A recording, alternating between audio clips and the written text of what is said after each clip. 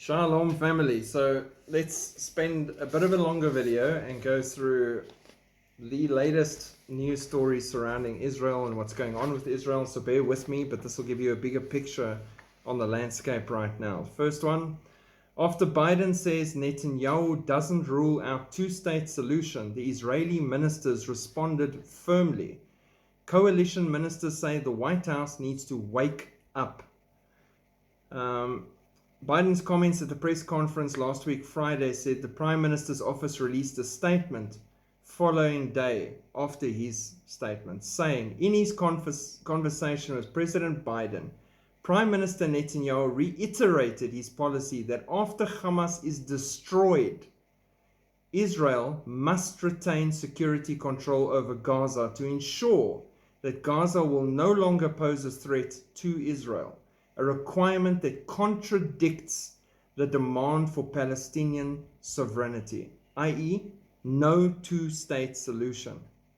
Several coalition ministers were quick to make statements of their own, indicating their unwillingness to budge on the issue of Palestinian statehood.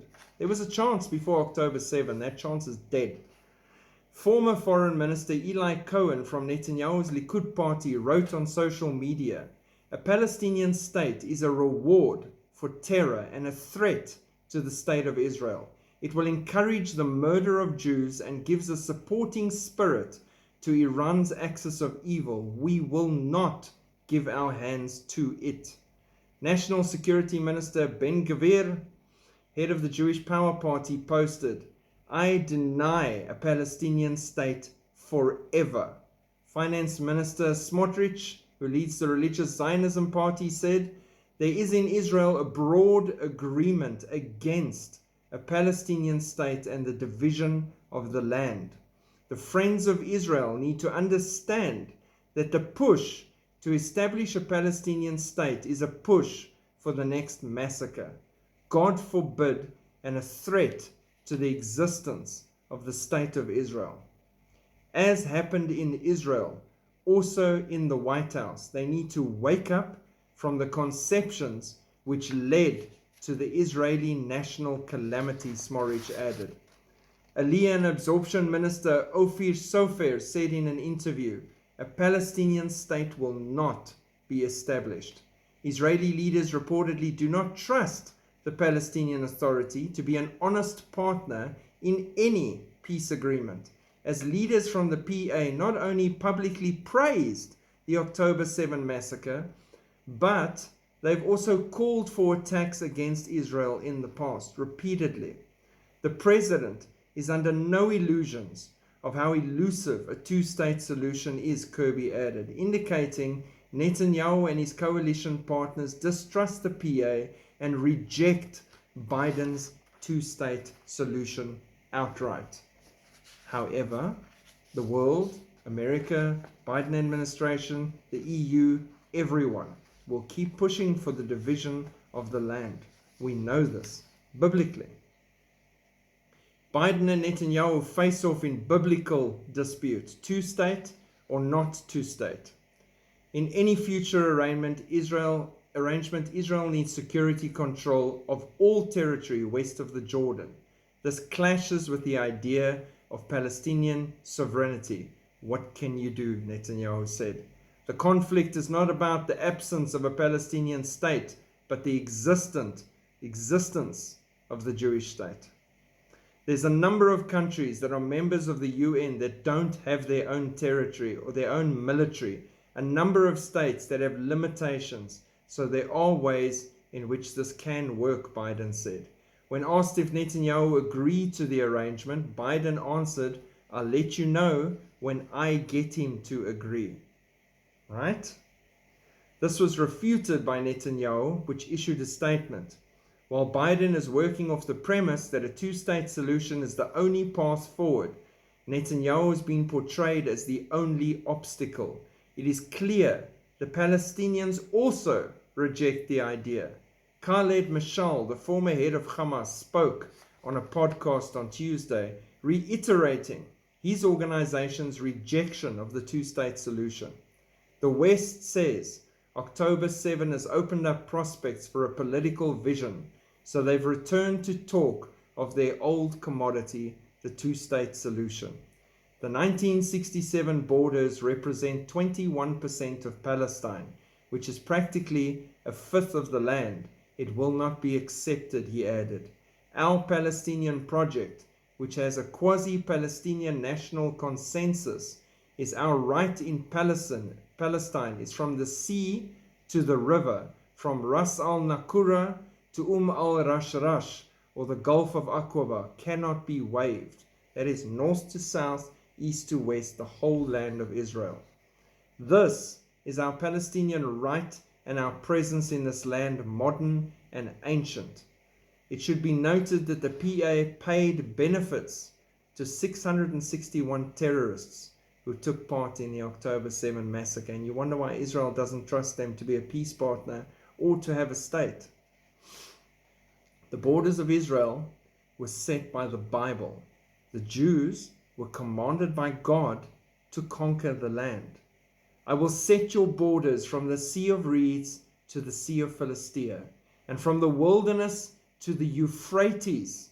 For I will deliver the inhabitants of the land into your hands, and you will drive them out before you. Exodus 23 verse 31. And go and look at it. That is a much larger landmass than what they currently have in Israel. And you shall take possession of the land and settle in it, for I have assigned the land to you to possess. Numbers 33 verse 53. For lo, in those days, and in that time, when I restore the fortunes of Yehuda and Jerusalem, I will gather all the nations and bring them down to the valley of Jehoshaphat. There I will contend with them over my very own people, Israel, which they scattered among the nations, for they divided my land among themselves. Joel 4 verse 1 to 2. They divided my land among themselves. So I say they will divide it, but it is against what God is warning consistently. Do not divide my land. They're going to learn a really painful lesson. South African banks providing funding for Hamas has now been proven. Major South African banks are providing funding for the terrorist group, according to an investigative report released in the Jerusalem Post, including the names of a former Muslim community leader as a key figure in the financing operation. Research conducted showed strawman companies deeply involved with funding and Hamas activities through the Al-Quds Foundation, an international group sanctioned by the US and outlawed by Israel, using accounts registered in major South African banks, Standard Bank, Nedbank, and al-aqsa. And never have I been happier about the fact that the Lord's got me at First National Bank and not at any of those. I used to be at al-aqsa Bank and I moved away from them. So I'm grateful I'm not part of any banking system, not that any banking system's good, but that the ministry accounts are not lying in accounts affiliated with the support of a terror organization. And again, blessings and curses. We're seeing it in this country on a daily basis.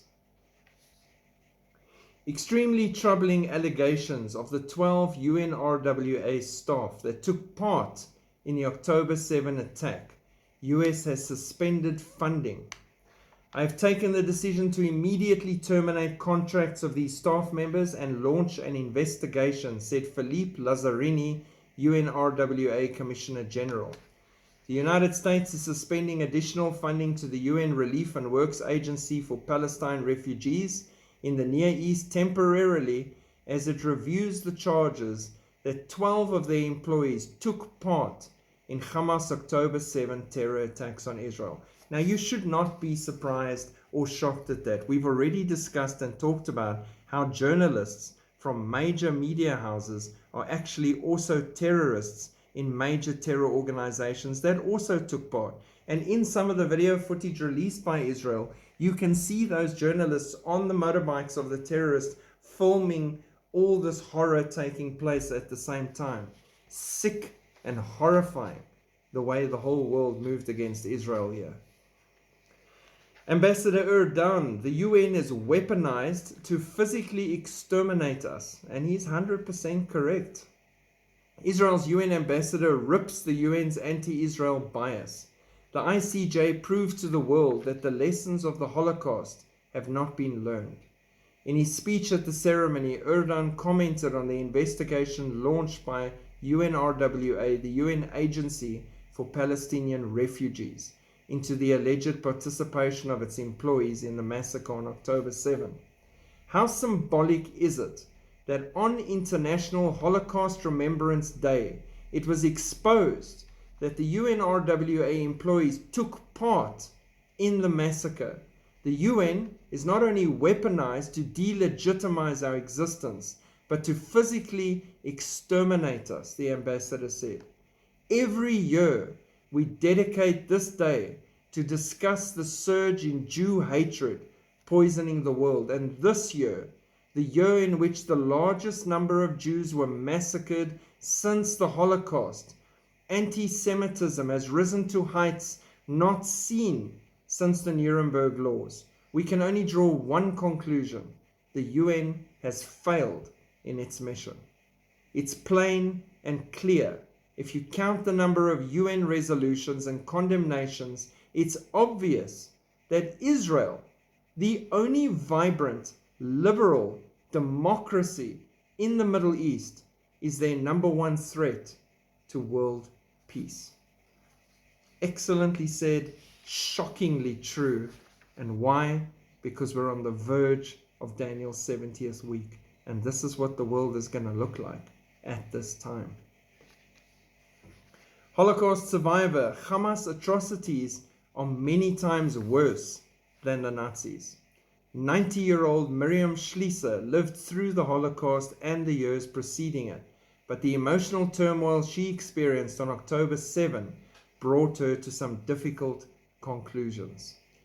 In the run-up to International Holocaust Day, she spoke, the heroine of the children's book Papusha, on her feelings since the heinous October 7 massacre.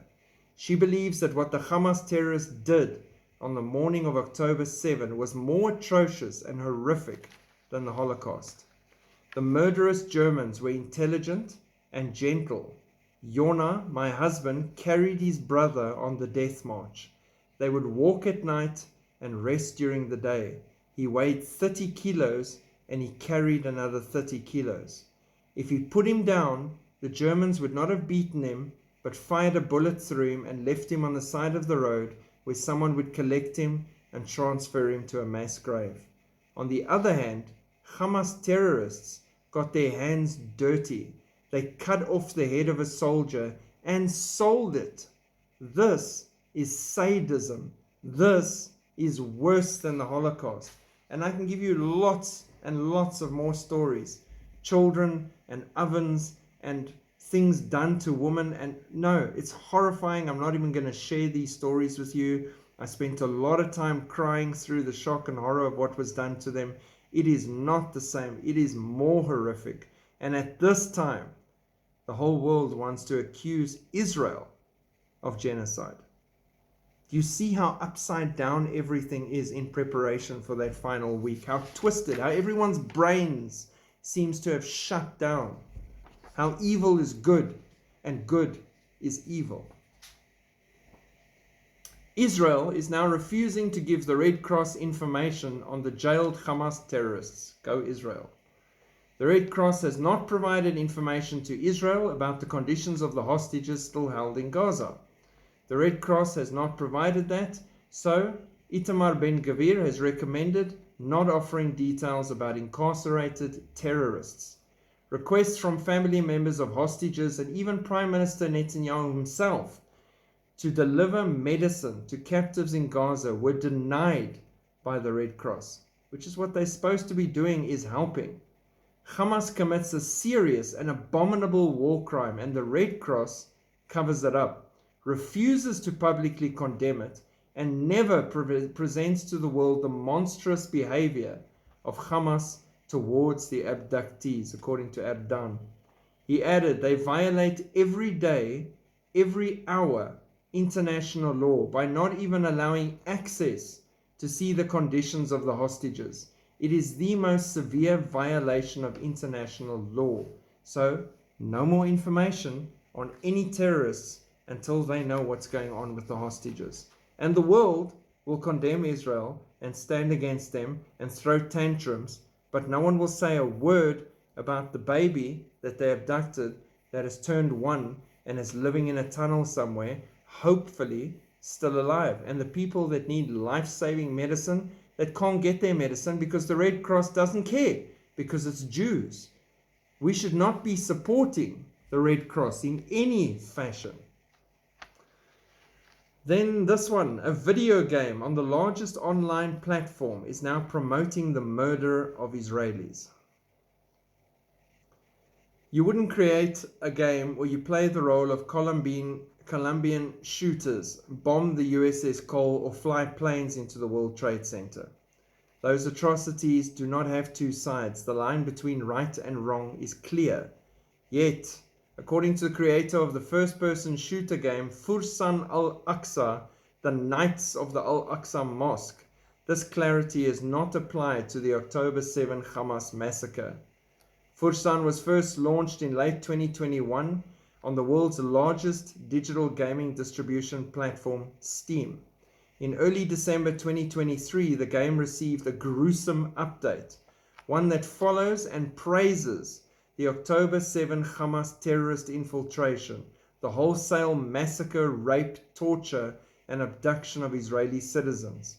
The game incites obscene and gratuitous violence against Israelis with a protagonist whose goal is to murder IDF soldiers under the slogan, "With bullets and blood, we will free Palestine." Games like Fsan provide fertile soil for the growth of hatred, anti-Semitism, and incitement, a rallying cry on one of the largest online gaming platforms in the world. And neither Steam nor its parent partner, Valve, are saying anything about it or speaking out against it at all in any way. Sick, twisted, fed into the minds of the youth that are playing computer games right now. This is the world before the final moments of mankind. Let's touch on the ruling against Israel. I'll end with that and we'll just cover a few little details. So what did the court rule? The court ordered Israel to refrain from any acts that would fall under the Genocide Convention and to ensure its troops commit no genocidal acts in Gaza. At least some of the acts and omissions alleged by South Africa to have been committed by Israel in Gaza appear to be capable of falling within the provisions of the Genocide Convention according to the judges. Not all of them. Told you about the one that's against it. The ruling required Israel to prevent and punish any public incitement to commit genocide against Palestinians in Gaza and preserve evidence of allegations of genocide. But nothing in terms of the Palestinians having the same ruling against them when they incite genocide against the Jews or Israel. Interesting, right?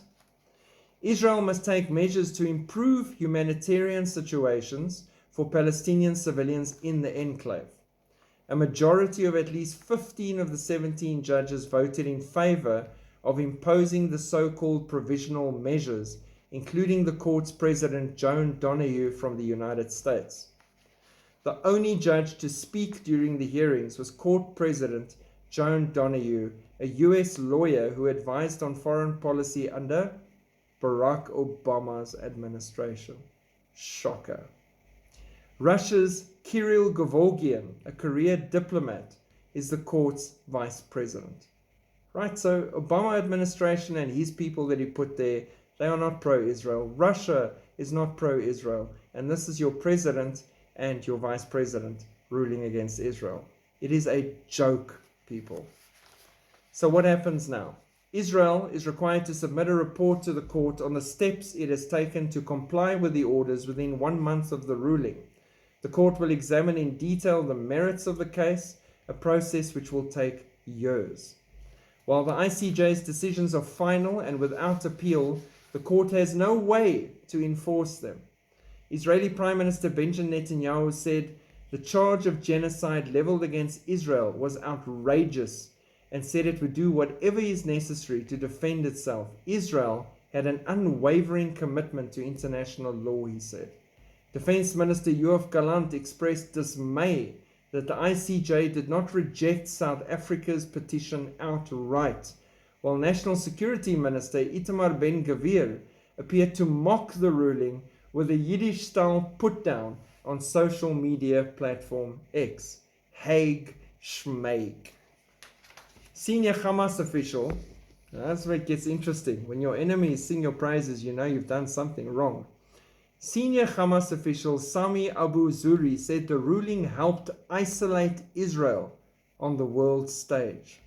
South Africa, a long-time supporter of the Palestinian cause and Hamas, hailed the ICJ ruling, and President Ramaphosa has expected Israel to abide by its ruling and take measures to prevent genocide against the people of Gaza.